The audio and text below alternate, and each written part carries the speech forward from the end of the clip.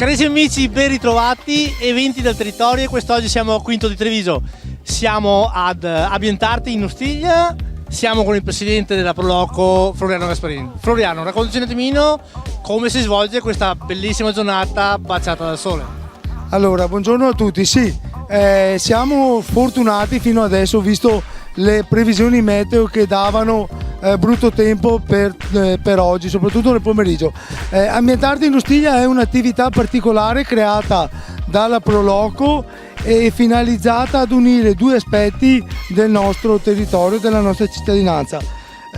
Valorizzare la ciclabile Treviso-Ostiglia non solo per la sua finalità primaria, ma inserendo all'interno le eccellenze del territorio espresse nella loro variegata forma di arte. Abbiamo visto questa mattina letture ai bambini, musica, quest'oggi giochi con gli antichi giochi di una volta. Sì, oggi avevamo una scuola musicale di Quinto di Treviso che ci ha allietato con dei ragazzi che fanno del canto, poi le lettrici della biblioteca, e oggi pomeriggio siamo qua nel parcheggio dell'Oasi di Cervara perché abbiamo un'associazione, la Tana dei Tarli, che è specializzata in giochi in legno di una volta, poi gli amici di casa di Michela e le ragazze dell'Oratorio San Giorgio.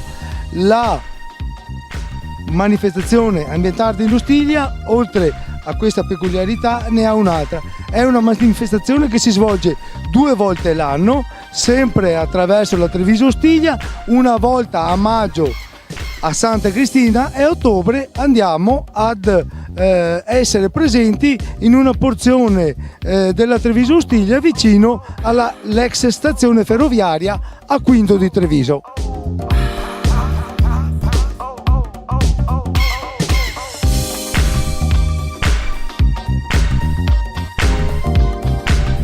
Floriano, che dire, noi ti ringraziamo dell'invito che ci hai dato anche questa volta, ti lasciamo i tuoi impegni, stanno arrivando i bambini, quindi ci saranno tanti giochi da fare.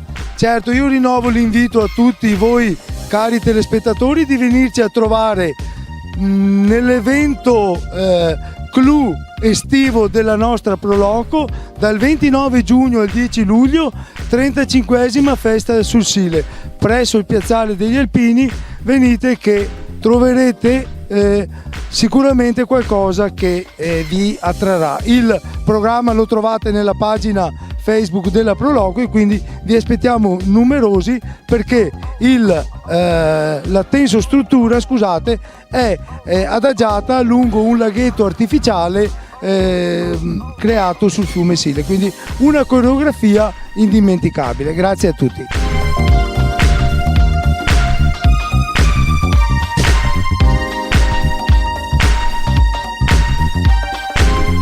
Ringraziamo Floriano, ringraziamo lo staff che ci ha accolto anche questa volta a braccia aperte, ci ha offerto un ottimo risotto a mezzogiorno. Un risotto con gli asparagi verdi di Badoere. Esatto, e vi diamo appuntamento al prossimo evento. Grazie mille a tutti.